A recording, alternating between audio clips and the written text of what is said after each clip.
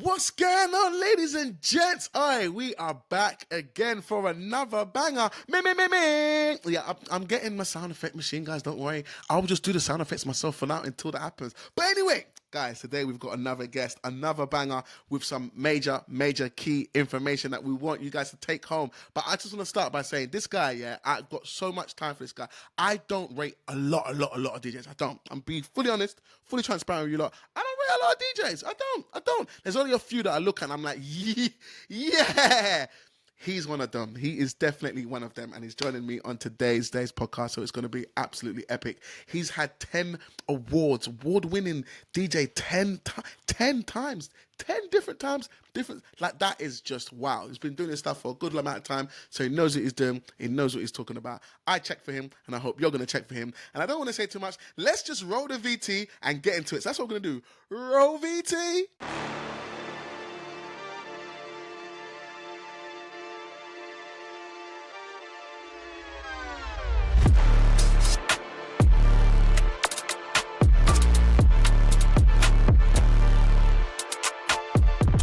Alright, guys, we have the man himself, Daryl from Sweet Vibes. What are you saying, my broski? Yo! This guy. Mate, if there's ever entrance on a podcast, that was it. Selector. Hold tight. That was amazing. I love that. Oh, man. Daryl, thank you so much for coming and joining me today. And today, I'm going to let everyone know, today, yeah, I got the tissue to hand, yeah, because you see when me and Daryl talk, yeah, when I laugh, I cry, and this guy just somehow has me in stitches, man. So just if you see the tissue, just letting you guys know from early, man. Just letting you know. That's going to get emotional.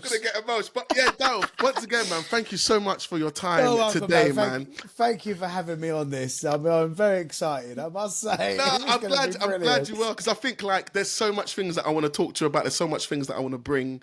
And so much things that we're going to get into in a second. But before we start that, if there's anyone out there who doesn't know like who Daryl is, where Sweet Vibes started, how did you even get into the whole DJing thing? Let's start from the start. Let's start from how did Daryl rewind? How did Daryl get into the DJ world? Where you are now, how did that start? What was like your first inspo into DJing? Oh, right, now we're going way back into time. So basically, when I was, probably 11, 12 years old, I used to have like this youth club where I used to live. And it was just one of them places all the kids hang out. They do all little fun days and all that sort of stuff. They had like pool tables. It was basically like a pub/bar, but for kids to hang out in. And I always remember like the first time I ever went in there, they had like this proper dark room. It was like a blacked out room, and they would like this massive cage with all these decks in, and it was like basically like a built-in DJ booth in this room. And I used to go in there and all the big kids would all be smashing out these tunes, all DJing away. And everyone would be on the dance floor in this it's like a mini nightclub, man. It was so good. And I used to just stand at this cage and I used to just stare in and be like, that looks sick. Like, that looks, I want to have a go. A bit on of that, this, yeah. Yeah, that looks like a bit of me. And anyway, I kept going back and kept just hovering. I just found myself gravitating around the DJ booth. You ask the missus, I do this when we go out now as well, man. I'm just that guy that just loiters around DJ booths. Man, I can't help it. It's weird. I can't help it. I love it. So I'm standing there watching, and all the older kids, they're much older than me. They're all like mixing away and that. And then one of them was like, do you want to come and have a go? Because I see you here all the time now. Like, I can see you want to have a go. And I'm like, mate, I would love to have a go. So I come in there, showed me kind of the principle of mixing, of like how you kind of go from one song to the next song. And I was fascinated, man. I was like, this is mad. This is so good. It's like when you drop in a tune, when they're showing me how it's done, and they drop in a tune, and I'm watching everyone in the room be like, oh, yeah. See what it does to them. And that reaction, I was like, oh, I like that. Like that whole drop that song, and everyone goes, shit. And they put their hands in the air, they're like, oh, you actually hear the crowd go, oh, like that. that gave me a buzz. And I was like, oh, that sounds, I like this. This whole vibe is amazing. How old is you at this time, Daryl? How old is you at this time? I was about 12. 12. So you're like, we're talking like 11 year or 7, 12. year 7, first year of second. Year 7. It was in year 7. Okay. Year 7 at school. Okay. So yeah, that's exactly it. And then, yeah, so from there, I then started going every week. They were showing me more, and I was getting into it, and I was like, "Oh, this is sick." So I started buying little bits and bobs myself, and then I remember getting my first set of decks as well. I got they were the Gemini 2000s. Belt drives. Yeah, no, they were direct. Did you? Yeah, I was lucky, man. Someone's doing all right. I know. Couple of my pals had belt drives, man, and I had to go on them, and I was like, nah, they're not for me. They're not doing it. They were just, they were horrible. So I went straight for the direct drives. But do you remember the 626 mixers as well? Oh, yeah. Do you remember they had the big 626? Was it 6? It was 626, They were Gemini. wasn't it? Gemini. Yeah. I think it was Gemini as well. Like the little orangey thing. That's it. So that was like my first little setup. So when I got that, I was like, all right, sweet. So now everything was vinyl back then. Yeah. Obviously, no, CDs weren't really a thing yet. It was all cassette tapes and vinyls, and it's really showing ages now, isn't it? That's terrible. I know. I was thinking. I know. Even up there, I was thinking when I was talking about vinyl DJs, you're like, oh god, we're the dinosaurs in the game, blood. Oh sugar. Oh, anyway, let's just patch over that. Yeah. It's fine. So I started going out collecting vinyl, and obviously you know how much vinyl costs as well. So being young, like I had to work and get pocket money, and I couldn't just go out on wages. I wasn't even working back then. So I just rely on pocket money, and like if any time my mum and dad would be like, you know, you've been good this week. Like, what do you want for your little treat? I'd be like, I'll go down the vinyl shop, grab like 2 or 3 new the latest garage selectors, man. And like, bit of that. So yeah, so I got on the decks, and I used to just practice in my room. And like I said, I used to love it. Go back to the youth club. They used to put on little nights and that in there, so I'd then sort of get the opportunity to do a little bit here and there in the youth club. And then it went from that to my dad actually. It was kind of he was the reason why I got into the wedding side of things, because even from a young age. So when I got to like 13, my dad teamed me up. This is really young as well, but it was so good. He teamed me up with a wedding band, and they were a really, really good. They were like the 90s version of the function band today. Okay. They were big. We used to go out. I used to go with them. So my dad used to drive me in the car. We used to jigsaw all my equipment in the back of his little car that he had. And we used to drive to these like mad venues. Like I couldn't. It was so long ago. I wouldn't be able to remember where they were now. But they were like in Oxfordshire, and like they were like these manor houses, huge things. And they used to trust me to do like at being like 13, 14 years old. I used to do the little infill bits for the band. So it was only like they would do like a big set, and I'd jump on. I'd do like 20 minutes while they have a break, and then they would come back on like what bands do nowadays. Is that similar kind of vibe?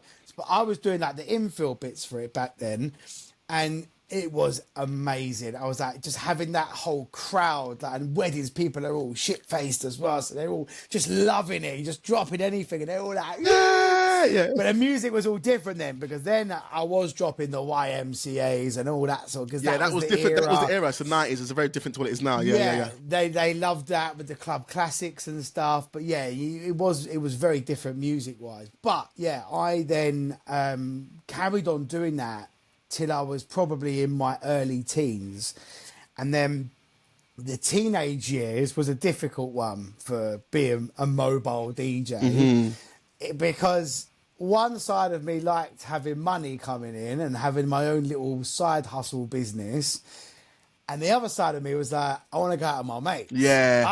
I don't want to be out Friday, Saturday, Sunday DJing. When I want to be out with my friends doing bloody yeah. Do you know what I mean? So I was like, this is a tough one now. So I made the decision to then go into more bars, clubs, and drift, because I thought, wow, it's a win-win this one. Because you can be with your mates.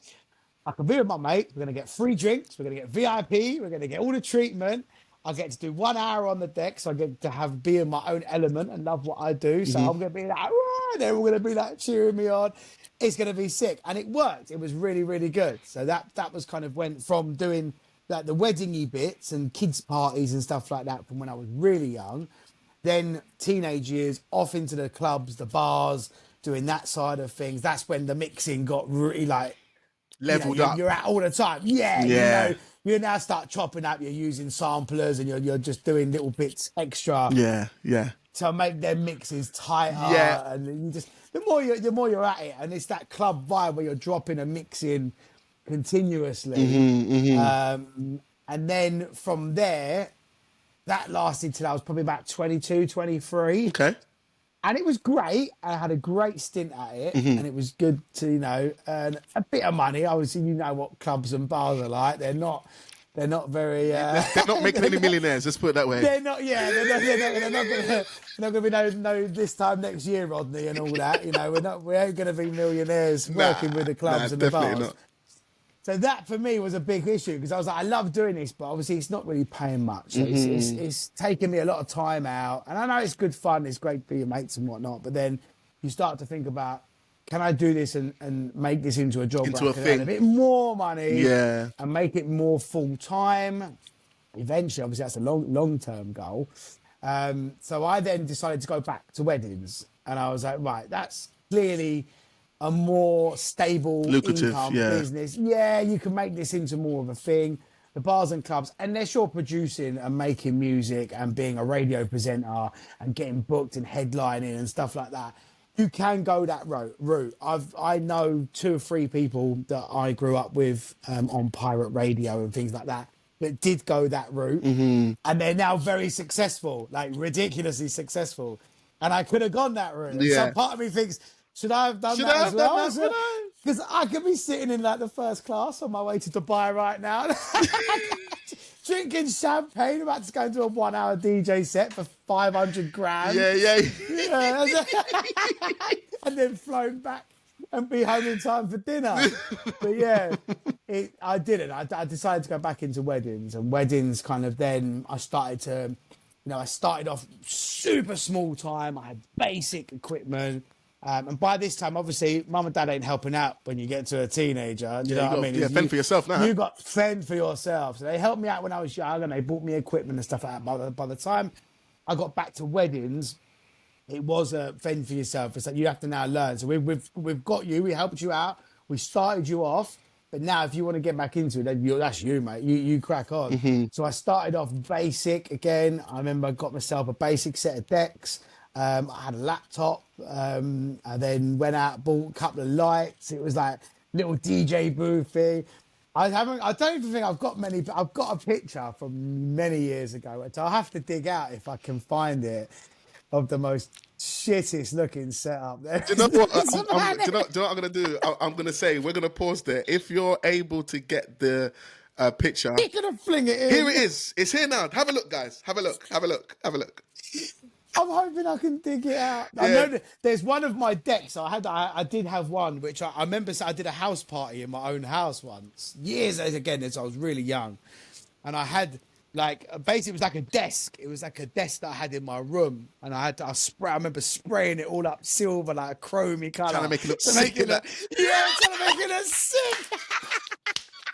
I was like, I can't have no fake white desk, man. It looks better.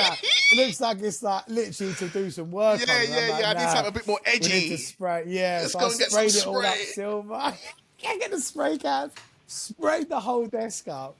And I had my I think it was my Geminis back then, so I still had them because I was still going out using them because most of the stuff I was DJing on was vinyl, and then I had a separate CD. Do you remember those old baked boxes, those massive Covered CD in carpet things? and that. Oh, yeah. Oh, That's what? it, yeah. Yes, I'm good. God. So I had a Cam one of those, yeah. Oh my God. Yeah, I remember Cam. Yeah, I remember. I will Google this as an image reference, right? Yeah. I probably ain't got the official one, but if I Google it, I'm sure I'll be able to find, so you can insert Here it is, here, guys. Here's the Cam. Here it is. There you go. So that's what I had, was that. And because I was a garage DJ, yeah, because I brought up with garage. Everything on vinyl was garage or more club classic-y. I remember obviously going to weddings when I got back into it with my decks. And not everyone wants garage. Yeah. But I couldn't understand why. Because I'm like, garage is sick, garage, man. yeah, it's the best thing. Garage is life. Like, what do you mean there's no garage? We only want a little bit of garage. Like, shut up, Yeah, you're man. getting it all night, bro. We get all night. I've got like eight record boxes of the finest UKG. This is going off all night. Are you crazy? I might slam in one little YMCA for now. Yeah, and then we're going back to the garage. DJ like NC Neat, bro. Coming back. We get Wookie on, man. It's like, you were too high from yourself, no waste of time. That's how we're going on. But yeah, so I had the CDs as like my backup kind of thing, because I'd have to burn CDs and get CDs to play to different genres. Yeah. Because you can't just go garage all night as much as I wanted to. Mm-hmm. So then I had my CD deck. So yeah, I started that with basic. It was so basic, man. Looking back, it's funny looking back, because you think, like, man, if someone turned up at my wedding with how I looked back then, I'd be like, get out, mate. Bruv. You ain't welcome here. Yeah. Yeah. I didn't book this. What's this, man? The keys with his silver desk.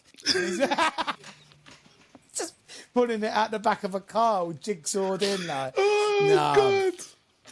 So that's kind of that part, and then got back into the weddings, and then I didn't really push it that hard after my teen years. I wanted to do it, but it was more of a sideline. So I actually went and got a residency in a venue in Hertfordshire way. Okay.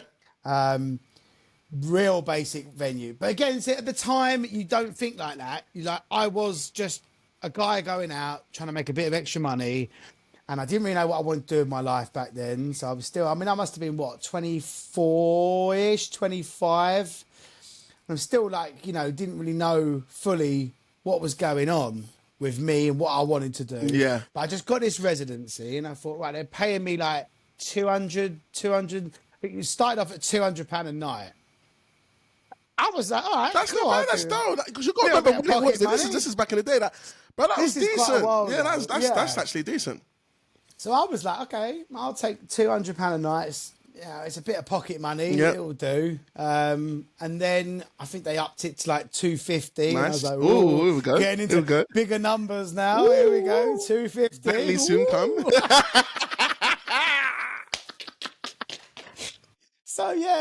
And then I got sort of stuck in that, where I was kind of like, I didn't really look to do. You see, like how you've been when you come into the wedding scene, and you wanted to know everything. You're looking about, and you're like, I wasn't like that at this point. Mm-hmm. I was a bit. I'm trying to think of the right words for it, but I was happy doing what I was doing. I was plodding along. I wasn't really thinking about the future and thinking, where could I take this? Mm-hmm. I was just earning my little bit of money, and I was going out, and I was doing a fantastic job and just getting paid for it. And I was just plodding along for ages. Mm-hmm. And then it got to a point when I was doing that up until I moved to Essex. Mm-hmm. Mm-hmm. So when I then moved to Essex, that's when everything changed. Yeah. Everything changed. Because I upped and left an area that I was so familiar with, had so many contacts in, I knew venues, I knew people. Yeah, he was in involved. That area. Yeah. And coming to Essex, I didn't know anyone. Anybody. Yeah, it was completely new for me. And I was like, right, this is my chance to start fresh. Yes. Let's just kick this off. And then at that point, I did what you did. Mm-hmm. And I went out and I thought, I need to do some research. I need to see who the DJs are in Essex. I need to find out what venues are in Essex. I need to find out everything there is to know. What other suppliers around here, mm-hmm. the good, the bad, the ugly. I need to know it all. Yeah. I need to find exactly what's going on. So I did. And I very quickly learned that Essex is a very dog-eat-dog area. Mm-hmm. Hertfordshire for me was really friendly, and everybody would help you, and the bend over backwards, open arms type thing. Yeah, open arms, mate. They would literally be like, "Oh, you need help? Yeah, that's cool. I'll help you." Yeah, that's what I'm doing. So yeah. Essex, everyone was like, "Who's this geezer? Why has he come to Essex? What's his plans? You ain't coming in my venue, mate. You ain't doing this. You ain't that. I found it so territorial. Wow. It was a massive shock. I was like, what? Yeah, Why is like, what's everyone going getting on? so like weirded out? So I actually, I can't. It's got to be careful now because I can't say things. But there was somebody in particular, two people in particular, that were really funny when I turned When up. you first started, And when you first come to Essex. yeah, I tried to reach out to certain people and do things for certain people to try and get, you want to get out there and, Of course. if I can take cover gigs from people, then I will. If you get fully booked or something happens to your nan and you have to duck off and you've got no one to cover, I'm there. happy to come I and had fill. Yeah. minimal work, so I could be that fill guy. I'll fill in for all the anything you wanted. I was there to do. And I got really messed around with that through certain people who also things like payments. I'm really one for if you are getting someone to step in or you're paying someone to do a job, whether it be sax, bongos, player, whatever, and you're booking it all through me, these people need to be paid. Yes, 100%. You cannot not pay. So I pay up front with everything I do. Money is there before the day. Yeah. I can't have people turning up and then. So I got messed around with money as well, where I did something for someone and they took months to pay. Jesus. And I was like, I can't, nah. Nah. And there was a few that I had quite higher expectations of when I first moved. Yeah, because you look at them, they've got like a certain stature, and you're like, they're not going to do you, but then they end up doing you kind of wrong certain times, isn't it? Yeah, that's happened. And it was weird, and it threw me, and I was a bit like, oh, okay, so right, I actually looked at you as a bit different, but now I've seen how you work and how you operate and how you're a bit muggy. Maybe you're not as high up on that pecking order as what I may thought. Yeah. So I kind of made it my personal mission to just smash, because I had no good experience with any DJs in Essex. No, I don't, none that I can think of off the top of my head, until recently, very recently, and that was with you, Mike, and Dave from Fox and Braces. And Mike Reddins, just to Mike Reddins, yeah. Mike Reddins, yeah. Sorry, love these guys. So with that in mind, going back to what I was saying about other DJs in Essex, because I hadn't, I just felt like I'd come along and they were all really upset and really angry about this. So I like to stir the pot with these sort of ruffle things. some feathers, bro. Yeah, 100% ruffle. Just get it right, ruffle. And I thought, I'm going all out. Like, I'm going all out. I'm gonna get on every venue's recommended list. I'm gonna make friends with everybody. And I'm not fake friending it. I just want to get on with everybody, go in, smash out a job, and just blow everybody else out the water. I want everyone to now stop recommending these twats who are absolute arseholes. Some of, not all of them. But there are some that are a bit. Yeah. So, and I wanted to just do it next level. And I thought, if I'm doing this, we're going big, we're going hard. I'm going to really, really ruffle some feathers doing this. And I'm proud of it. That's what I wanted to do. And I did it. And after all these years of it's been about, 7-8 years. That's what now I was just about to say to you. So, Essex. because when you're talking, I want them to be, because some people are thinking that we're talking modern. So what you just said about, DJs not treating you right and doing you wrong and things of that nature, we're talking about, this is before 2020, right? This is before... before 2020. Yeah, it's 2017 or something like that, 2015? Yeah. Okay, all right. Yeah, it was 2017. Okay. So that was when it all kind of, Okay. And is that when you moved into Essex? Is that when you moved from That was Hertfordshire? when we moved over, Okay, So we come from Hertfordshire, moved over to here.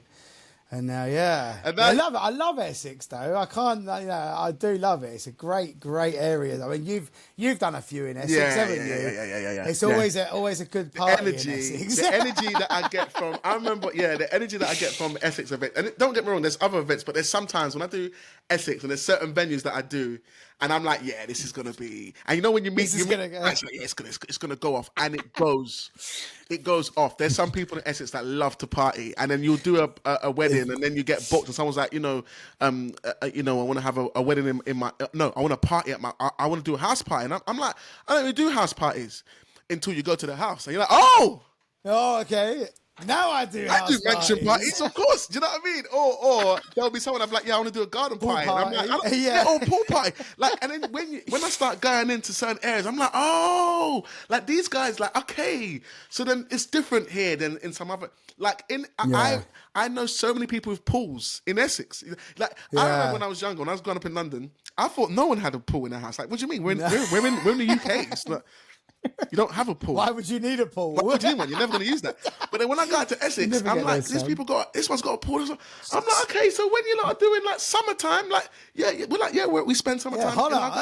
We're in our gardens doing that. The sun comes out. We use it only like 20%, maybe 50% of the year. But when we do. I was like, oh, cool. So then I was like, yeah, Essex people, fantastic. Love the energy. They love to party. And you got a lot of them that are, what are they? I remember I was talking to one guy and he was telling me about a lot of them have come into new money. So I think about like, so they're not old money. So I live in Surrey. So Surrey, you will see old money. So when you're looking at people that are spending, they've been spending for years. So they've got older houses, it's all old stuff. But then when you come to Essex, you got people that are new builds, new stuff, new. So it's the different sort of like financial sort of. So I was like, okay, that's interesting to kind of know. And to be fair, Daryl, when I first looked at you, and because I saw you, and I've said this, and I'm going to say this here. When I first got into the wedding DJ industry, I saw a lot of people that I thought, coming from where I came from, similar to yourself, like from the club background, I was like, this doesn't look like doesn't look like a nice play. And where I come from, DJs are going to take me, they're going to rip me to pieces if I'm going to co-sign with these guys.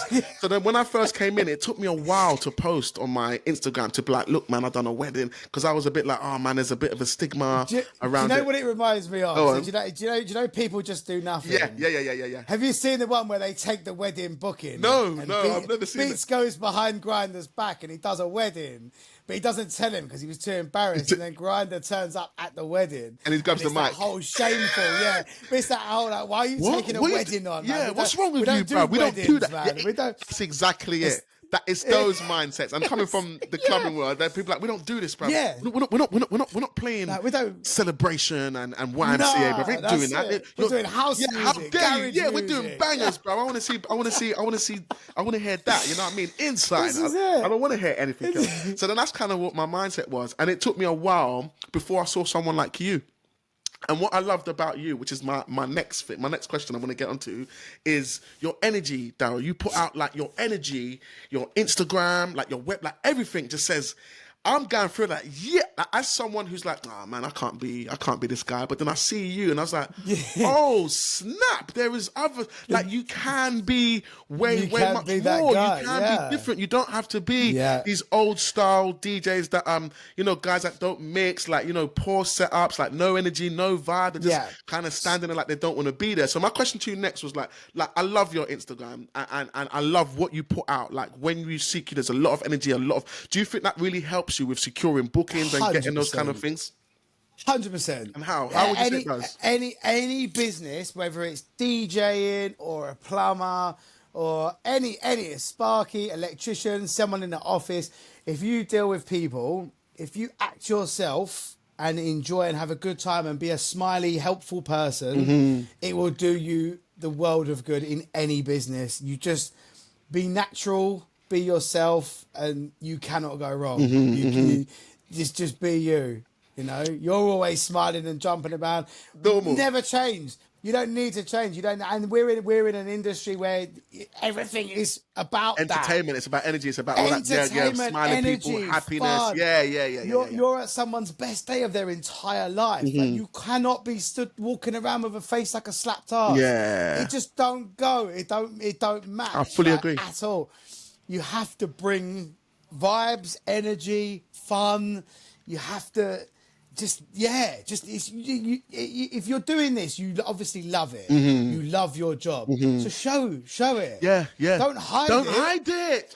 Why are you hiding it? Like, no, oh my Everyone God. wants to There see are some people, like I said, there's been weddings that I've been to in the past. There's been weddings I've been to in the past where I'm like, flipping heck, this guy doesn't want to be, as a DJ, and I remember before I came wedding DJ, just when I'm doing clubs, when I used to see the wedding DJs, I used to look at him, I'm like, bruv, my man's playing music, yeah? But if we filmed him, and then I turned the music off the video, and I asked you, what song is playing? Yeah, you would say there's no music playing because the DJs are standing like this. Yeah, and I get not everyone's like that. Yeah, but yeah.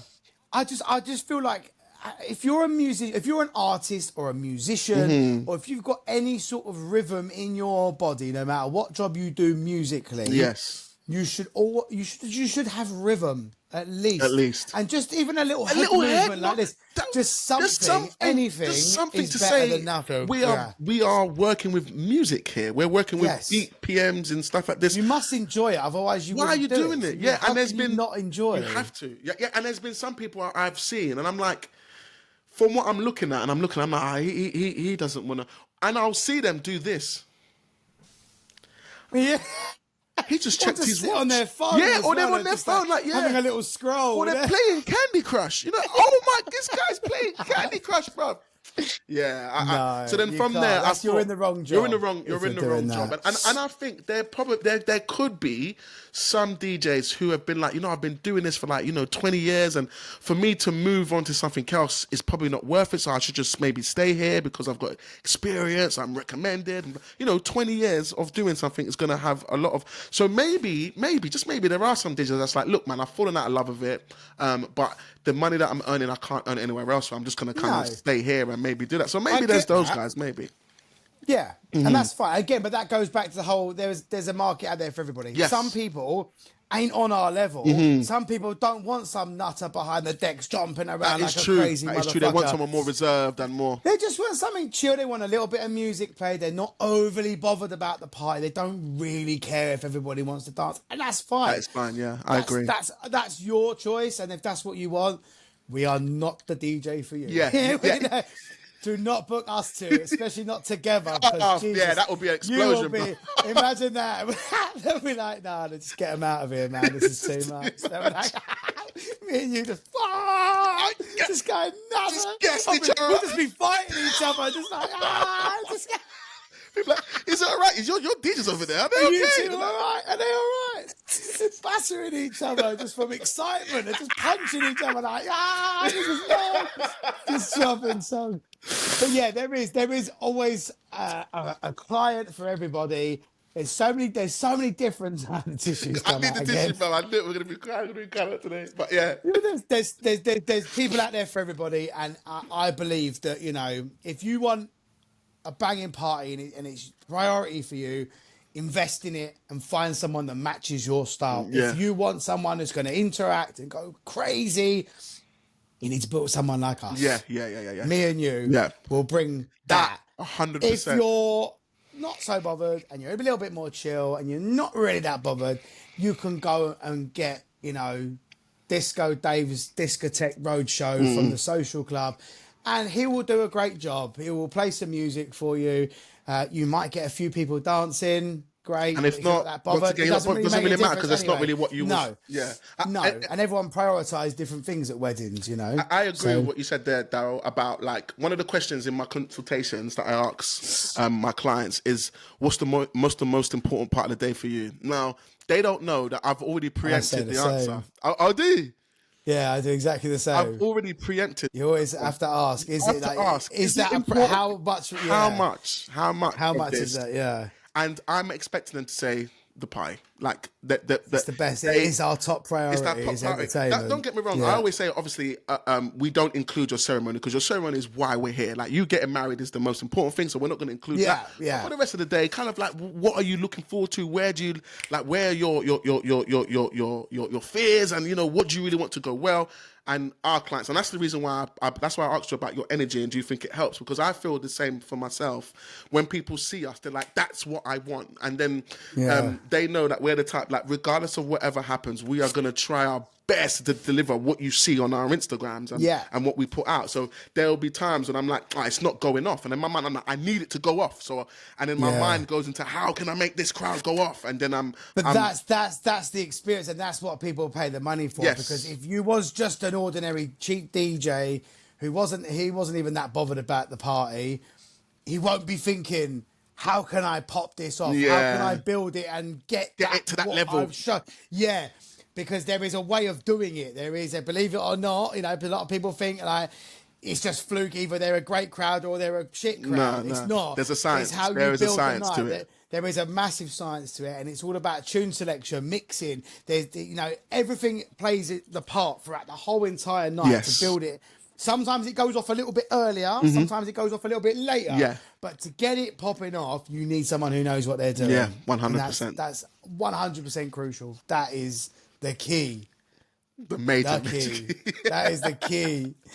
We could go on for ages talking about this. I know, that's why we got to move on, because I've got so much more other stuff. Right, next. So, go. Daryl, one thing I've seen that you've got that no one else has got is that you've got a GIF, bruv. You've got like a GIF on Instagram. Is that your...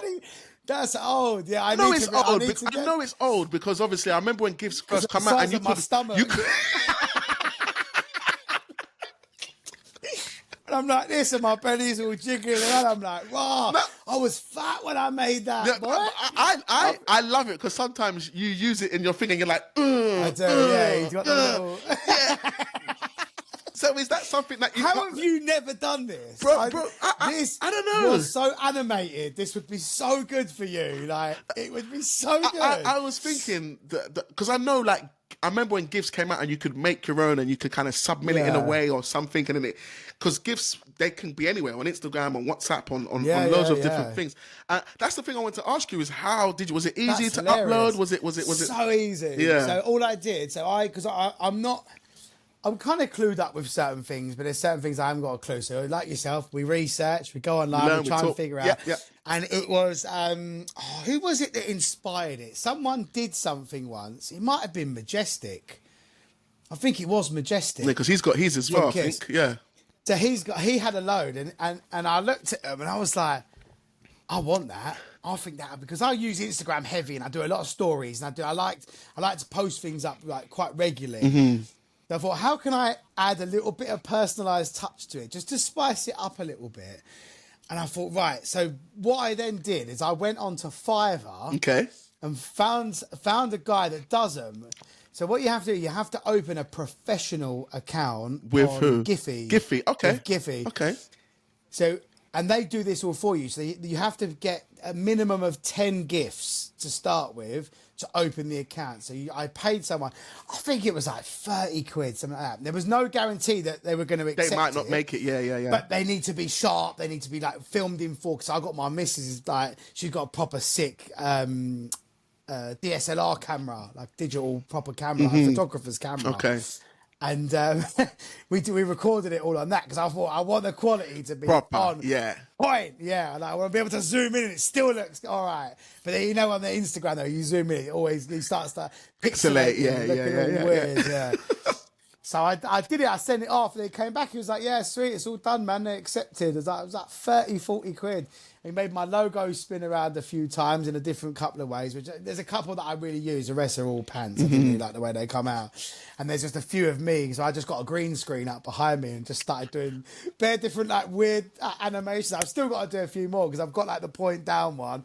I want to do a point up one, left, right, like just some other little funny things that you think, oh yeah, I could actually do with me, like doing something like a little tap here like that. Yeah, so they can click on links and stuff. Popping up like that and going... and then disappearing again. Because it's great, isn't it? It looks good. No, it's just like looks I'll, good. I'll send you over a link to who did mine, and then or you just do it in your own house, man. I'm sure you got like a. I mean, with today's phones as well, you could easily get the quality probably make you one. Yeah. Yeah. You just set up your phone on a tripod somewhere and just get a fucking green bit of cloth from. You go down the market store or something. Just get literally a green cloth. Do that.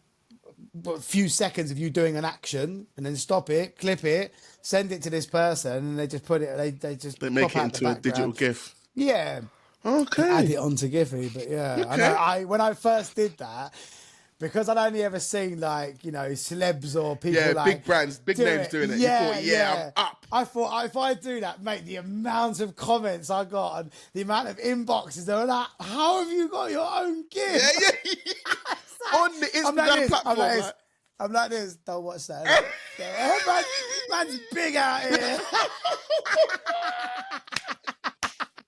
Yeah, blood. Yeah, I love no, It was easy. the little Giphy things. I love that. I just thought it would be good for you know what I mean, a good Yeah, little yeah, quick yeah. knowledge sharing because yeah, I think I It's might add a good. few of like you're saying because just the Could same. have my belly one like this with all my I fat might even guts get mine. sticking And I'm around. shaking my belly like whoa, shaking it like come on, let's get it. Let's get it. Yeah, no, I thought Oh, it I would be a love good thing it. to share, man, because I think it's something that I might do. Because, like you said, I'm heavy on Instagram as well. It's where I do a lot of my Yeah. marketing. So it would be good to have something like that because I could make a lot of use from it because of how much time I kind of spend on there. So yeah, No, man. it'd be great. Even just having your logo, just pop your logo and then have it like spinning around or flipping or having like, you could just have like the 2, then the FOUR, then 7, just kind of flat. It's it's Yeah, endless, it's isn't it? You could endless. just do anything, but it adds a little bit of zest, makes it a bit spicy, doesn't Yeah, it? yeah, Because, yeah, yeah, yeah, people are like, oh, that looks quite good. I like that. yeah. It just works on it, yeah. Oh man! All right, let's move on to our next one. So I have seen that you have DJed for some big names, Mr. Daryl, and there's one that is on your website, and it's Lauren Brannan. Is it Brannan? Yeah, Lauren yeah. Brannan, bro. Jacqueline Josser. Jacqueline Joss. Is that a real name? Yeah, Jack Josser, yeah, How did you Jacqueline. secure? Because even me, I know I'm probably will secure one soon, but how did that happen? Like, how did you get Mate, a celebrity I booking? was dreaming of this day to come. Hmm. I was dreaming of it. It was her. They had like a PR company. Okay. So when they do these things, they have like a PR company that would organize pretty much everything for them. Yeah. So they would organise, photographer, DJ, whatever things they want. And I think at that one they had like teepees because there was a few kids there and that they had teepees. They had a bouncy castle company. They did all that posh Essex style bouncy castle, like the posh kids parties that Yeah. they do. Yeah. And yeah, so they just reached out to me. Oh, really? And So it wasn't I've also had The Only Way Is Essex reach out to me as well for something. sick. And I was like, yes. I was like, because my missus knows I don't watch it. I can't stand. Well, yeah, between me and you, it's just, it's just, you know what? It's, Yeah, I can't. maybe snip that bit out just in case the offer comes again. I love The Only Way Is Essex. It's the best thing ever. Book me. But no, they reached out, so they emailed me. The Only Way Is Essex, and they were like, "Oh, we want to get you in for this thing. We've got this party planned, whatever." And mate, I was like, my heart was going. I was like, "Oh, come on, man! If I can get this on the telly, this would just like 100. This could be be. It would do a lot. And for me. but because it's you're in what- Essex as well, Daryl. So it's like a Yeah. win-win-win-win. Absolutely. And I always say that those sort of things like that. For me, I always put myself in the position of others and think, how does that look for other people? And I've always thought that when you're like doing destination weddings and you're doing stuff for celebrities and you're doing bits like that, I look at that as if to say they must be sick. Yeah. If they're doing things like that, they have to be good. Yes. You can't fly blag someone your out. way through Yeah, that. yeah. You can't. No, Yes, no. fact. You I can agree. with clients, but if you're getting flown somewhere or you're doing things for big names, household brands, names, whatever, you've got to be good. So when an opportunity like this comes along, I'm like, I'll do it. I'll do it for whatever. I don't really care. I want that for my branding to show. So when people go on there and they look, they're like, oh, fucking hell, It puts your branding straight there. Straight. Oh, he flies out. Straight up. He's doing Yeah. Only Way Is Essex. All right, boom, all the way up. Yeah. Yeah. But unfortunately, the Only Way Is Essex one, they actually emailed me like a week after they got in contact and was like, oh, we've changed our mind. Like, we're doing something different now. And I was like, I was really on that. But yeah, they'd switched it up and done something. They chose to do some other scene or whatever. Oh, that's all good. More will come, Darren. More will come. But it's all good. But the Jack Josser party, yeah, that was brilliant. So they just contacted me. We set it all up. I actually put a few of my wedding friends in on that one as well because they were looking for other things. So I was like, right, you got to go to this guy for this. So my mate Liam, I think, have you worked with Liam before? Liam Gillen. What does he do? Is it DJ? What I does think he he's do? a photographer. I Feel probably like I saw have. you I two might have. together I might once have. before, but maybe not. But I was straight away. He's a good friend of mine, and we always look after each other. And his photos are next level. Like he's so good.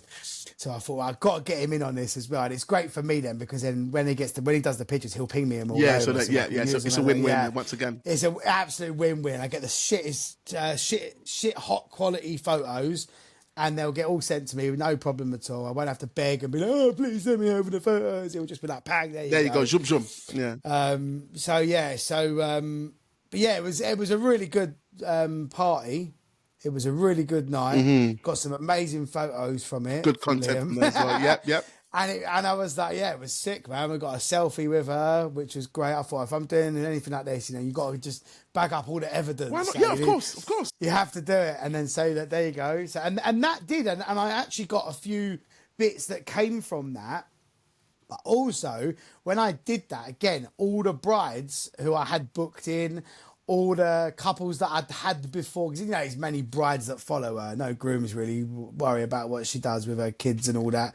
I don't know what she does on her Instagram, but all her little She's got more of a female following, isn't it? Than she has a male following. Massive female following, yeah. So like I had so many of my future couples, like brides, being like, oh my God, my DJ Jack Joss's 30th birthday. Like, ringing me up. They were texting me like, what the hell? I can't believe you've done that. And then it just is that reassurance for couples, doesn't it? It just taking the brand up. People are like, he's doing big things. Good. Yeah. We know he's going to turn up. We feel like more than confident that he's going to do the best job he can do.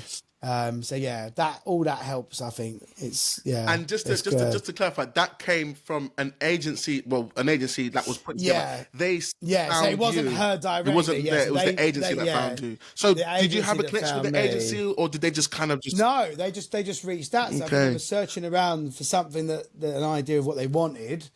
And you probably hit the criteria, like you said, with the energy and the music that you play. They wanted, exactly that. So they wanted something that was obviously hyper. They wanted like history style vibes. They didn't really want too much oldies.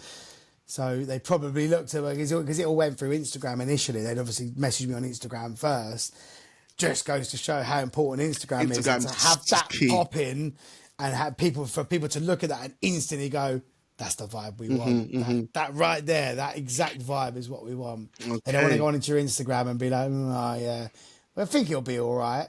No, we don't want that. Like, he might play some funky house, but I don't know. I'm not sure if he does. Maybe I'm not. Yeah.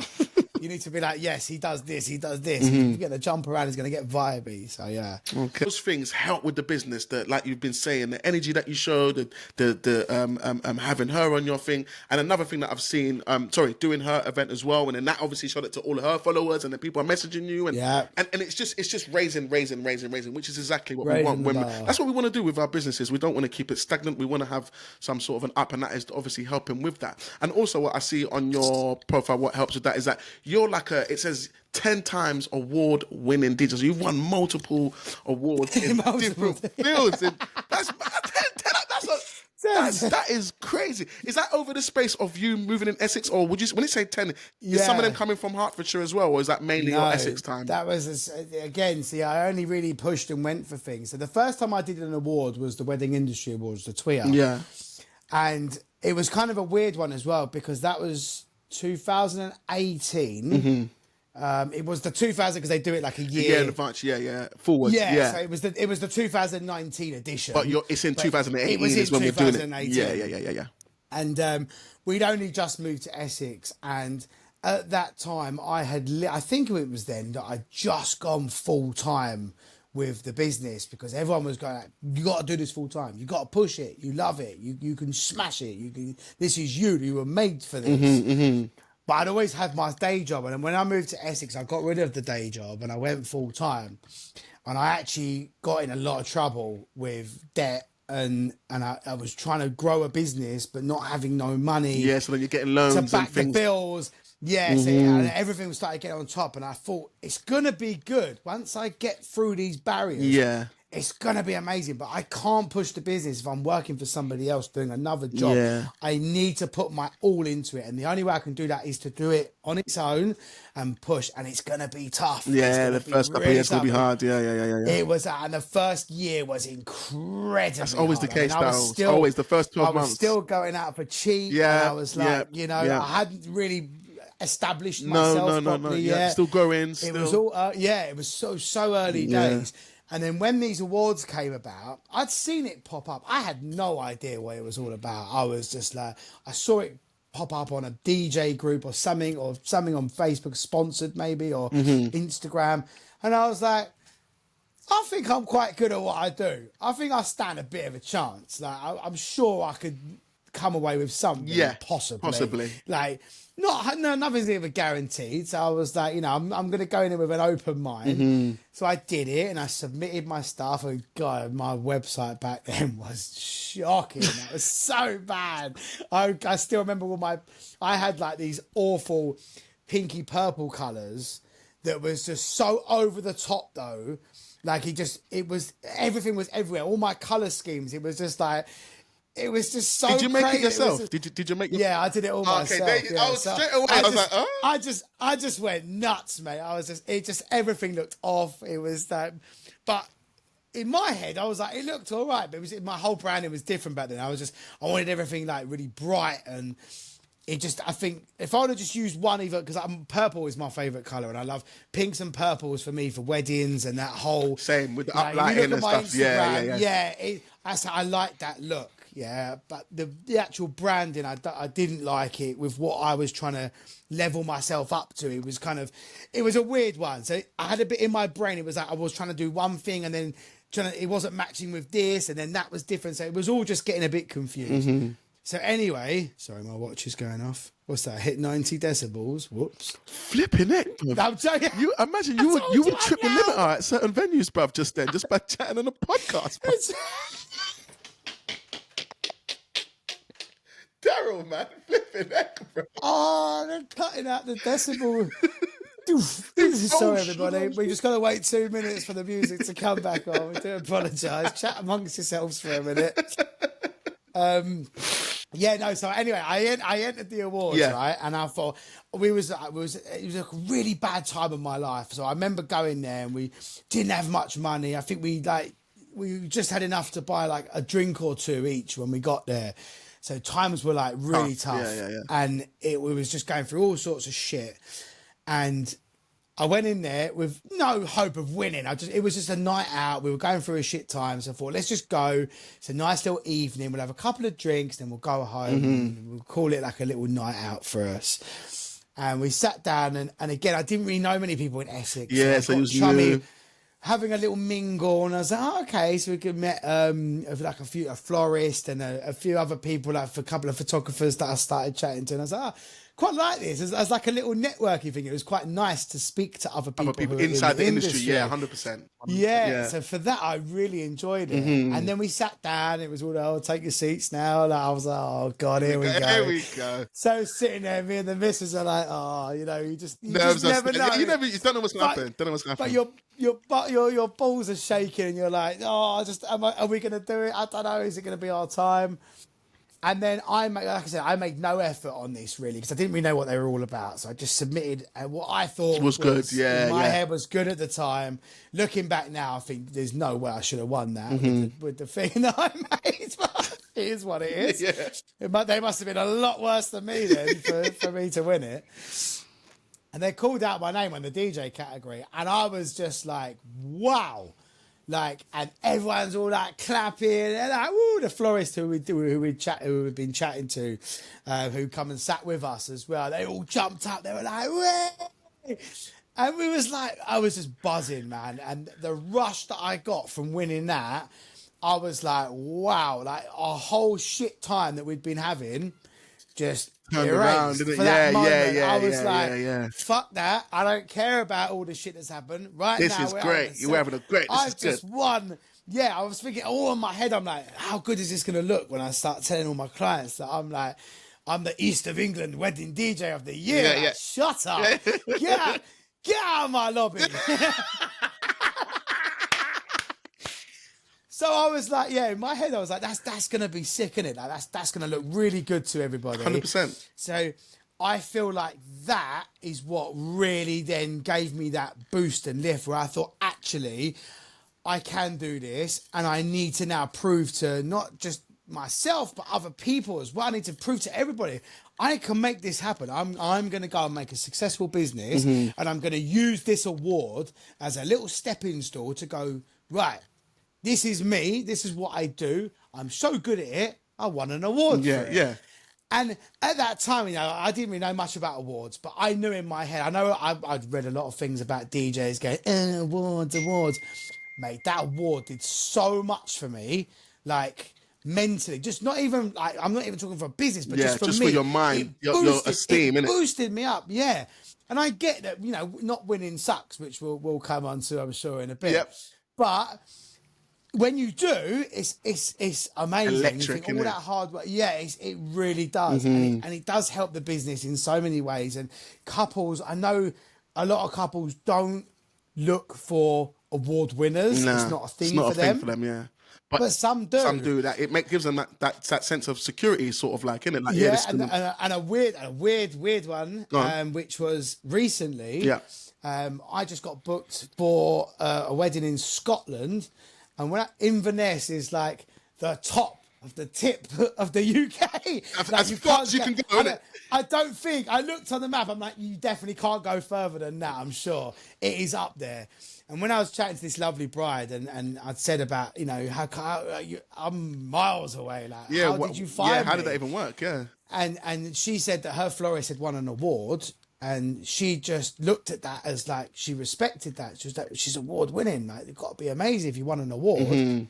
So she then typed in like award winning wedding DJ, and then I came up, and then she was like, when she looked around Scotland, she was like, there's no one that can bring that vibe that we're looking for. And she said, as soon as I went on your Instagram page, she was like, that's the vibe we're looking for. So now I've got to go all the way up to Scotland. I got a mission. But yeah, it just goes to show that award, if anything, has got me a really good paying one gig of it, yeah. has paid for itself completely. Million times over. So it's worth it. So it's 100% worth it. Quickly there, with the Scotland thing, I got a Scotland thing coming, and the travel I sent her, Daryl, was wild. Even like because at first I'm like, well, I gave her two options. We can have a fly. You can have a fly me over, or you can travel. This is what are you doing? What are you doing with that gig? What did you offer? I said to her, we haven't quite got to the finalise it because it's not for a couple of years yet. I think she just pushed it back recently as well. But I want to fly. Yeah. Because it's it's an 8-hour, 7-hour drive. So I was looking at it and I was long. like, when I put the venue and I said, and the thing just went, it's showing you the map. I said, why? So I'm like, wow, we're looking at 15, 16 hours on just travel. Long. So when I sent her the invoice, I said, look, this is how much it's going to be if I drive. But it means you've got your equipment, and I'm like, what you're paying for is not petrol. No. It's me to be away for 16 hours on the road. That is, really, I should just say no. But similar to like what you were saying, she's like, I can't find no one that delivers that. So then I said to her, flying will be another option. And there's a company that I know in Scotland that can supply sound. Even if you need... there you go. Yeah, I probably will. If you need it now, I'll put you in with my contact, and then she can fly you there. Some sort of a rustic booth set up. Anything will do with a PA lights, and then boom, you can go and do the thing. Yeah, two moving heads. That's all I need. Yeah, exactly. So I was saying the same thing to the girl. I said, look, man, do the flight, because the flight will save you and it will save me the time, because what you're paying for is not petrol, it's my time. And if I'm sitting in a vehicle for 7 hours, you might as well get me to DJ, because I'm going to charge you quite equivalent to that, because there's no point. There's no point. It's so much easier. It's so much get a quick flight, hire the stuff in. It won't cost that much to do it. It will be cheaper than just the travel I was charging. I'm like, we can get this all in for that price, but we've got to do it. So yeah, I find it difficult with the destination ones are a bit different. But when you're, because this is classed as a destination booking, in Scotland is not. That's classed as you might not be on the beach and that, but it's still it's still a destination. It's a destination because it's very, very far. So I was like, okay, that falls into the destination bracket. So flying is definitely better. All right, so we got the 10 awards. So you smashed that award, you smashed that more awards, you smashed that more awards. I've highly commended winners. You've had all of these things. Keeps on going. Exactly. And then I think it was early last year or this year you entered another awards and there was a different outcome from that. So Daryl, let's talk about that outcome. What was the outcome on that one? That was with the... We're going there, D. We're going there. So that was with the Essex. Oh no! Hang on, you're breaking up. We've lost him. Don't try We're it. gone. Don't try it.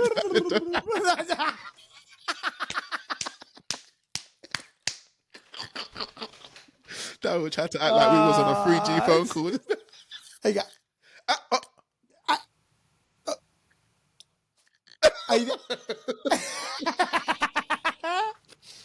So, okay, right.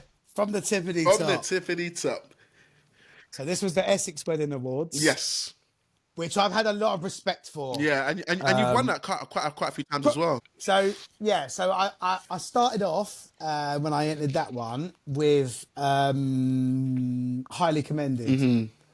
Which, from talking to everyone that night when I went, everyone was like, wow, like nobody ever really gets highly commended or winner in their first attempt at this award. That was already a major jump in itself. So that from just from talking to other people, that's what the impression I was getting, that, you know, you don't really come into these things, whether that means it's because it's maybe a bit cliquey. And again, you've got to remember, awards are businesses. Yeah, 100%. You can't fuck yourself up by getting the same person to win all the time. Yeah.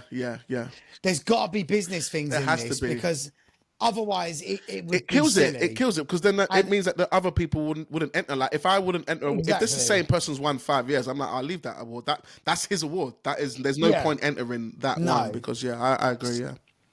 So the fact that people had said that on that first attempt when I went there, and they were like, "Oh my god, we can't believe you actually got highly," because I was a bit gutted. Like, you know, you think, "Oh, I could have won. Like, a win would have been so much better than a highly commended." Although it's still amazing and still very respected. In my head, I was like, "Oh, okay," but everyone was like, "Trust that that's a good thing to get highly commended and not come away with nothing." I was like, "Yeah, okay, all right, I see that. I get what you're saying there, but." Still pissed off. So I thought next year I've got to come bigger and better. So that was in my head. I was like, right, we're going again. And my missus, she, bless her, she loves it probably more than what I do. She loves all this award stuff. She gets all proud and she loves dressing up and going for the nights out. Proper loves it. So we thought, let's go bigger and better next year and see what happens. So I did. The entry was bigger, better. I put more effort into it.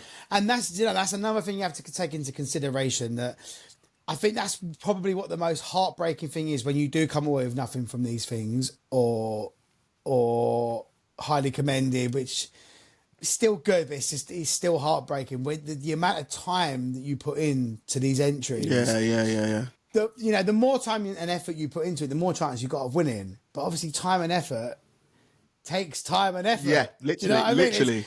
It literally takes time. You have to it does take time. It costs money. You have to chase a lot of photographers and videographers. Can I get footage? No. And your clients got to get them to vote or whatever. Yeah. Oh, and that, you don't have to do that with the Essex ones, but the TWIA you do. Yeah, you have to do it, yeah. And that is, I like it because you get to see all the feedback and you get to see what couples say.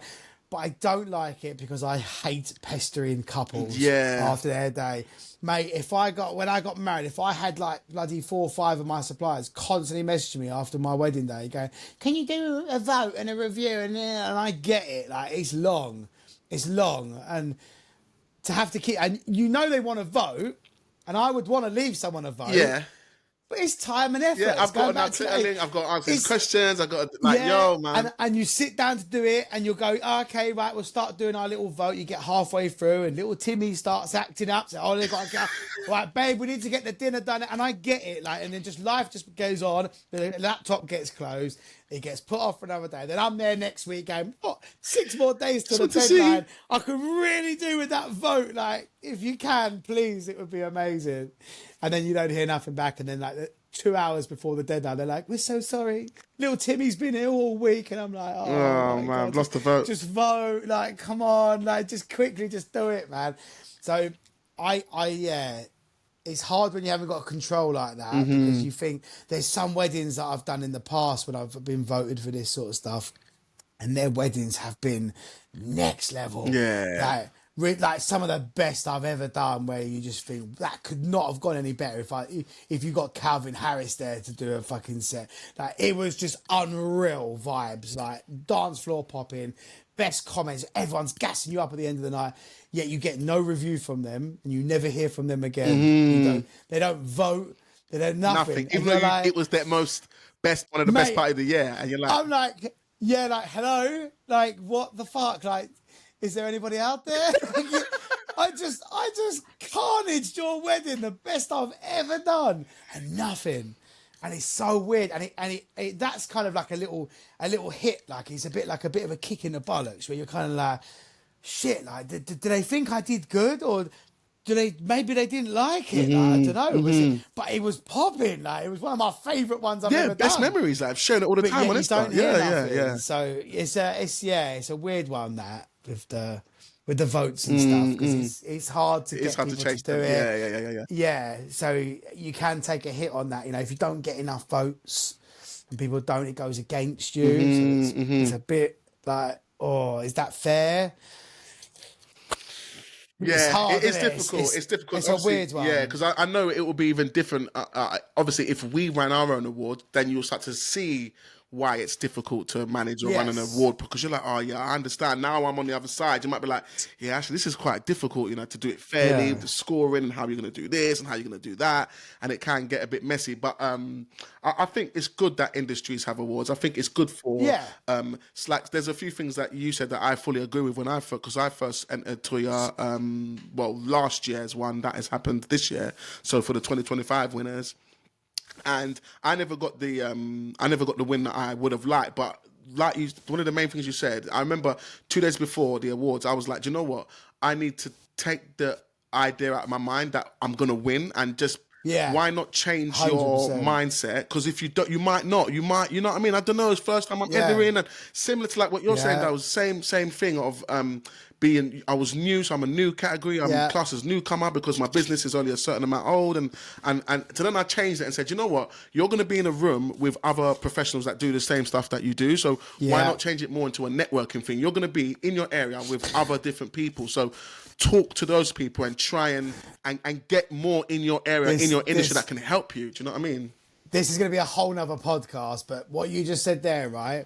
For me, you know, one of the biggest things that's taken the business off the most, go on, networking and becoming friends with other suppliers. Yes, is your best friend ever. Forget venues, forget them. Yeah, it's nice to be on their lists. Don't really mean that much.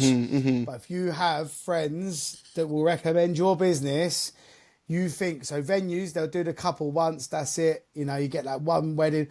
You may think how many of the florists do, how many weddings they do loads a year. Yeah. And you think each one of those, have you got a DJ yet? Oh, no, you need to go and speak to 247. Like, he's the guy. And then you have her doing it. And then you've got, you know, photographers doing it and videographers. And before you know it, like, you think how many people are in all those other little industries within our industry, that all these different businesses all recommending you. It will be your absolute best friend. You will get so much more work from that. And that's why I think networking is just top dog. Yeah, and I think one of the things I want to clarify as well, Daryl, about networking, because I remember when I first heard that word, it used to scare me. I'll be honest with you. Like, years ago, when I used to hear about that word, I used to be like, oh, people keep talking about it, but like, how does it, like, what do you mean? So then I think, like, I don't think we should change the word, but I think we should change the mindset of it. And the mindset of it is talking to other people. That's it. Just as You're simple as just that. talking to, because I Yeah. remember that word used to fear me, and I used to be like, okay, I've got to Yeah. go into a room. It sounds too too businessy. I've got It's like my Lord business. Sugar's Lord boardroom, Sugar's board. innit? How do I? Oh my god, I need to wear a tie to network. Like I can't To network in a network, snapback. no. Oh my god, my I business know. card. There's a spelling error. Do you know what? I'm not going to networking event. I'm scared. Like, do you know what I mean? I'm done. I'm done. I'm not doing it. I'm And I done. think like because obviously I'm mindful of some of our listeners that are new, or some people haven't started or they have started, and I just remember I want to dispel all the myths that I used to have, and that word used to scare me a bit. Like go and I hear network. I used to that. be like, oh no, I don't know how. But if someone said just go and talk to other people. And it can Yeah. just be asking questions because that will start the conversation. Yeah. So if you're talking to another DJ, ask questions. Oh, how do you do different to me? How do you? Florist, once again, ask questions. Oh, wow, I've never, whatever you see about flowers, there's something you can ask Yeah. and just ask. And same with the photographer. Yeah, and then you're networking. You are Yeah. networking. Do you know? So again, I was like you. So when I first went full time, I started learning about all this, and I had the time to sit down and research about this is how you do this. This is how you got to do things, and blah blah blah. And I met a guy who is actually I met him on a wedding. First of all, a guy called Lee Smith. He's a magician. I think you might have heard of him. Yes. Yeah. And we got to shut them out now. And Esme. Yeah, his missus. Yeah. Love them. I love their vibe. Right. Anyway, we can talk about them for now, but I love them. But anyway. So when I first started and I started doing the business full time, he used to put up back in the day like loads of little videos about, like just encouragement and just little boosters, like little business tips and things. Okay. And there was one thing that he said to me years ago that stuck, and it was amazing. And he used to call it a NAM meeting. NAM. Is NAM. He'd say a NAM, NAM. NAM. And I'd be like, what's NAM? It was a non-agenda meeting. So you basically pick someone who you'd like to chat with, and say, what are you up to this Thursday, whatever? Come meet me down the coffee shop or this bar. And there's no plan. Let's just go and chat and see if we can help each other, or there's no agenda. That's the whole point of it. You just go and chat, and you'll be so surprised at what comes from that. Like we did one. Yeah, we did. Me and you. Yeah, we did. We did one. Yeah. There was no agenda. No, just two DJs meeting up in Nando's. Yeah, and have a little chat, and like you was coming into the weddings from that side. You wanted to just see what it was all about, and your personality just fucking intrigued me full stop. So as soon as I see you, I was like, this is my guy. We are gonna have such a great day, even if nothing comes of it. We are gonna have such a good day. Yeah. But and now look at us. Now we're sitting here doing a fucking podcast together. Yeah. From that one meeting. Yeah, like, exactly. It's just little things like that. So just non-agenda meetings, like just meet up with suppliers. If you think that you can offer each other something, whether it be a recommendation, or you might even be able to like bully it. I mean, there's these meetings that they do, aren't they? In in different areas they do up these business meetups. Yeah. I've never been to one, but it's that kind of vibe, isn't it? You kind of meet. I know a few people in the wedding industry. They do meetups similar to that, but just for wedding suppliers. And they'll go like once every few months. Let's all get together and we'll have breakfast and we can all have a little chat and just discuss funny stories about weddings, And even people do it in the same industry, like we do it as DJs. We've got a little collective of DJs. We go out, play some golf. We have a little munch. And we all exchange stuff. Yeah. We all start exchanging stories and all the crazy shit that happens on the dance floors and all that. And then we're all like, oh, shit. I thought it was just me. I had a guy, and you realise that actually it's not just you. It's like we all go through the same shit. Yeah, 100%. Literally. But yeah, that's a major tip. It's nice for that. That is a major tip about, like we're saying, I think if you're like we used to be, it's what I like to do because we're all the same. So if you're like we used to be and that networking word scares you, change the idea of it and non-agenda meeting, like you were saying, or just having a chat, just asking questions. This is networking. And like you said, Daryl, from that when we met in Nando's, we're like family now. Do you know what I mean? So, that's what makes it crazy. amazing. I can call you for anything, and there would have been a time I might just be looking and be, oh, it's so cool on Instagram, man. I wish I could, but no, you can. And sometimes just DMing someone because social media is very powerful as well. guy. So when you're networking, you can DM with someone, and usually if someone's in the same line as you or someone's in a different line to you, you'll be surprised when you're in the self-employed world or you're trying to make something work or side hustle or anything like that. You'll be surprised at how much other people are happy to help, like happy to give tips and don't get me wrong, there are some donuts out there. There are some people that are scared, and there are some gatekeepers, and you'll figure those out as you go through. But there are some people that are happy to sit down with you and be like, listen, man, I'm happy to give you an hour and I'll give you all my knowledge, mate. I don't want nothing for it. I just want to see you grow. That's going back to that whole, like, there's people out there for everyone. Everyone's got, there's enough work. There's enough weddings for us all to work with all our different subcategories. You know, we all have different brides and grooms and shit. You know, everything's different. So there's enough work. But if we just up the levels and up the boundaries and said, this is what, going back to the beginning when you said about, you know, you got Disco Dave, the old boys, their time is kind of basically up now and they're just plodding along, and there's a whole new wave of DJs coming. And then after us, lot, we become the There's a whole other wave. There's a whole wave. Another new wave. And there's going to be, and that's the wave I'm scared about, because I don't do all drill music and all that. I don't know if that's going to go in the weddings, you know, Daryl. And me personally, I feel, I can't get I think when drill comes to weddings, we will already be gone.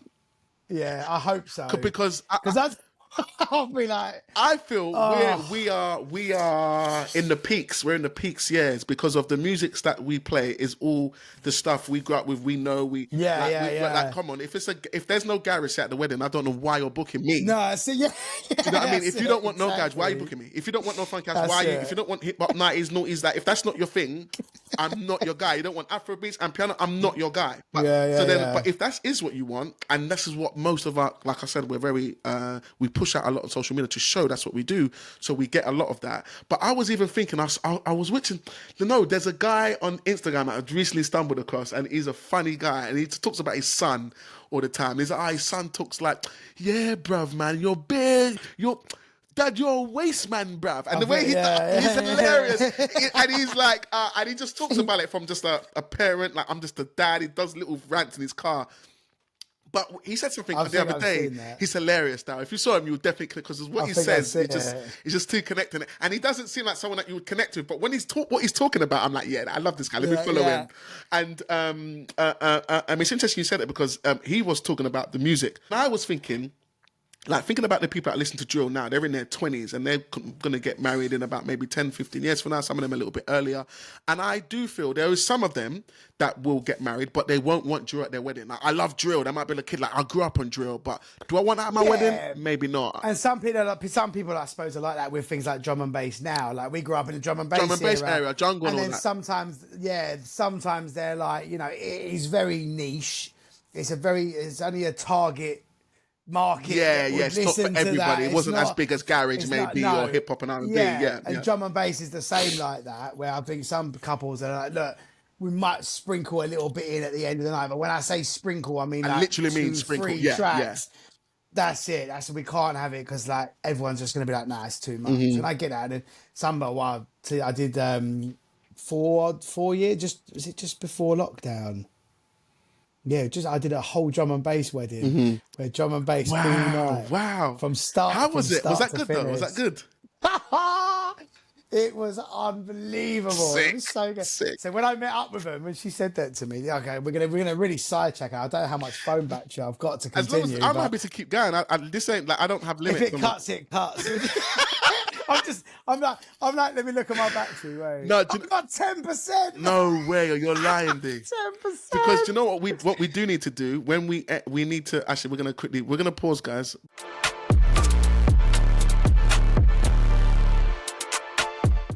So then you were saying that you got highly commended at Essex Awards. So I'm guessing that you started winning. Yep. Yeah, and then it went on the year afterwards, again, up the game massively. This year, I forgot, we got sidetracked massively on that one, didn't we? We did. I got the win, which is unbelievable. That was like a big thing for me. Like, I really wanted that one, because I was based in Essex. It's Essex based. That was a big deal. And from what I'd heard, Essex Awards, you get a lot back from, like, people look at that as again like stamp of honor. Yeah, it really helps. Yeah, for the Essex region, it really helps. And then I went back again and did the year afterwards and got another win, and I got really cocky. I went, I'm going for the hat trick, Yeah, bro. I want the free. I want the free. I want to go in there. I want to take the free. Done. I- And that's what I was going to do. I was going to take the hat trick and back out because, again, in my mind, I was like, you know, these are businesses. I know if you just keep coming back and smashing the shit out of it and winning, they're going to try and approach DJs. But there's no point. If he's in it again, what's the point? He just keeps winning every year. And I get that completely. 100%. I was expecting to get the hat trick. I'm not going to lie. Yeah. I actually, the problem with this one was everyone's expectation of me was through the roof. That makes it hard as well, doesn't it, though? Like, that makes it so hard. Yeah, like everyone's like, this Daryl Sweet Vibes is the guy. It makes it hard. He's already won. They're going to me. You got this, man, piece of piss. I've seen everybody else, and you a million times better than all of the ones that are in the running. And so I'm like, my ego's like getting bigger. Yeah, but I'm like, shut up, man. Stop it. I'm trying to be like, low key yourself, yeah. Yeah, I don't want to, because if I gas them up back and I don't win, I'm going to look like an absolute twat. It's one thing them saying it, but if I then start saying it back, and then they go, oh, yeah, the winner is not Sweet Vibe. And I'll be like, yeah, now I feel like a dick. But I did feel like a dick anyway. And it was, I think, it was mad because, like I said, everyone's expectation was so high of me that it put pressure on me. Yeah. Because I was thinking the whole time, I was like, I kept saying to the missus and that, I was like, what if they don't read, what if they read someone else's name? Like, and what if I got highly commended and someone else wins? But there wasn't a highly commended. It was a straight off winner. And the whole room, when I announced it, like the whole room just was like chin on floor.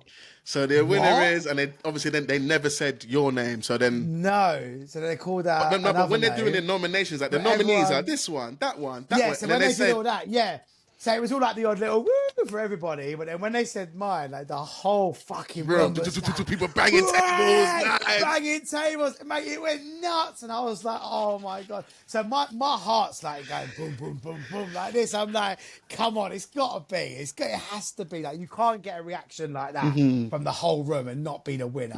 Surely.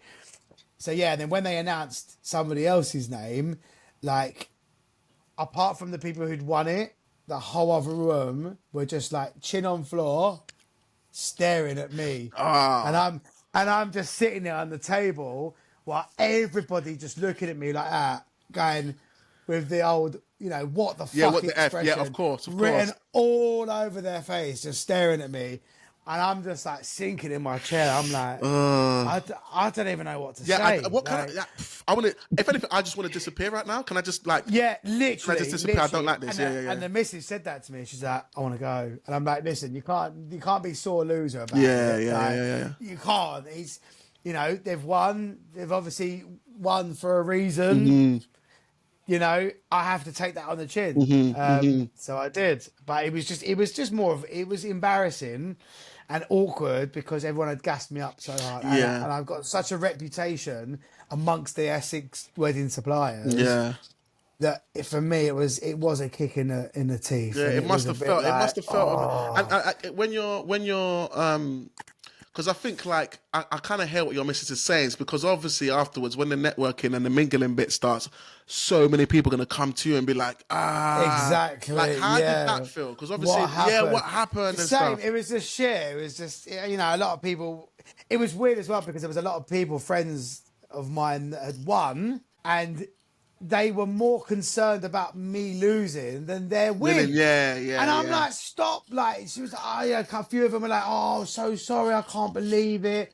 And I'm like, guys, enjoy your win. You're a winner. Yeah. So enjoy that. Go Celebrate. Yeah. Stop worrying about me. And it was nice and humbling to see them like that towards me. It was like, my loss was affecting them more than when they won. And they won, like, they felt hard done by. I'm like, I was like, it's fine. It's like, you know, it is what it is. It wasn't meant to be. It wasn't my time, that one. So, you know, and the missus is going to me, we're going to come back bigger and better next year. And I'm like, babe, I don't know, you know. I don't know if that's it for awards. That's my next question I was going to say about it. Because to be fair, like I said, though, like you've got 10 in total. You know what I mean, under your belt, which is a hell of a lot of. It's a hell of a lot. You could just keep going and going and going, but then does it come to a point where you're like, what does it matter now if I put 157 times award winner as opposed to 2 times award winner, 4 times, 5 times award Yeah, or winning? just one. Simple Maybe, yeah, as. just one. I've won an award for my Yeah, stuff. And that's it. To prove that, I've been recognised as doing good. But then you go back to the whole awards thing about, who's judging them. And we go down that whole route of, really it should be me and you judging some of this stuff because yeah. is it on trend with today's... But you know what, we're going to say that for a whole other podcast. That's another, that is definitely my another podcast. battery, I've got 4%. Yeah, I think that is. So we're going to have to... we're going to have to go take two. But before we dip, I want you to say, if there's what advice would you give to someone who's entering, advice to a new DJ who is entering any type of awards? Do you have any last words for them? Just be yourself. I think don't try and be somebody you're not. Be real to yourself. Is this just for awards, or are you talking about like awards, DJ? awards, like for someone who's entering awards, yeah. So take your time. These things take time and effort, and if you want to get a result back of it, you're basically all you're doing is you're representing yourself. So you're only doing what you'd want to do to show your couples of what you do. You do you. Yeah. However you want to come across is how you need to come across. And if the judges like it, they will vote for you and you'll get a win. And if, I get it. So this goes back to the whole judging thing, isn't it? It all depends who judges are as to whether you're on trend with what they're looking for. Yeah. There's so many different types of DJs out there. But yeah, just be true to yourself. Just put the work rate in. It will take time to enter, and you will have to bug people. Make sure everything's professional. Spell check all your things when you're doing your application. Good tip. Yeah, just little things like that. Yeah, just make sure. I always make sure that for me, I think professional photography, like everything looking sharp, is key. I'm not a fan of phone footage. It's good for like Instagram stories. Yeah, for socials it's good, but not for like websites and entries. Yeah. No. Things like that I feel like needs to be professional. And it's hard, so you need to build up relationships with photographers and get friendly with photographers, especially on wedding days if you've got the opportunity to, because they're going to be the ones who are going to send you this footage. I've had to pay for stuff before because I was only turned up in the evening and I really wanted this footage once from a wedding. I wanted to submit it for an award, and it cost me about 250 quid. Jeez. And it was all right, but it was about 30 seconds. Jeez. No, but it's good that you throw that in, because that's the kind of things that happen in this game. This is kind of... But, and I needed that footage. It was good. It was a good night, boy. And I was like, I need that. Yeah. I have to pay the price. Yeah, it is what it is. Yeah. But if you build a relationship up, and you recommend. Again, this goes back to recommending photographers and videographers and stuff. Talking about if you people. recommend the people that send you stuff and do really good quality work, that when their wedding's done, your inbox is going to get flooded with all the material. There you go, mate. Just drop us a tag. There you go. Sweet. And now you've got content. Lovely. You've got content for your Insta. Yeah. You can keep that going. And that goes back to this whole meeting up and networking. Not the right word for it. Meetings, meeting up, just talking with other suppliers and stuff. Yeah. It all connects in. All works it all ties in. It's all connected. Oh man, Daryl, man, thank you so much. We're definitely gonna have to do a part Bro, two. part two is... But I've still got so much more questions. Like, I'm even peed that we didn't get this one and this one. Do you know what I mean? But it gives us good fruit for the next next time. The next one will be bigger. Because, as we always do. Do you know what I mean? Yeah. You're only as good as your last wedding, mate. So the next one's always got to be bigger and better. 100%. Keep raising the bar. Higher till the roof just comes fully off. Do you know what I mean? To unhinge that shit, boy. Unhinge it. But yeah, man, Daryl, thank you so much, man, and love, for your man. time, man. Guys, make sure you give this guy a follow. We've got all of his information in the description below. Make sure you give him a follow. Check out his page. The stuff that I talk about the energy and all the things that we've spoken about is on his page, so we can give you like little ideas of how you can do things. Like, I always think it's good to follow other DJs that are inspiring and exciting, and I find Daryl inspiring and exciting. That's the reason why I follow him. That's the reason why I brought him onto the podcast. So you can definitely learn something from him. So go and give his page a check out. Other than that, guys, man, it's been a great episode. Hope you've got some good tips and tricks, and we will see you next week for another banging episode of the Mobile DJ Mastery. Peace.